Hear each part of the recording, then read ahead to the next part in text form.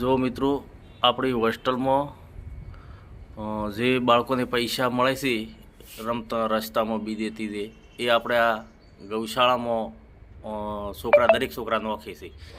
એટલે વર્ષની અંદર 2 વાર પેટી ખોલે છે. એટલે અત્યારે હવે આ વેકેશન આવે છે એના પહેલું આજે ખોલી જોઈ લ્યો. બોલાવો છો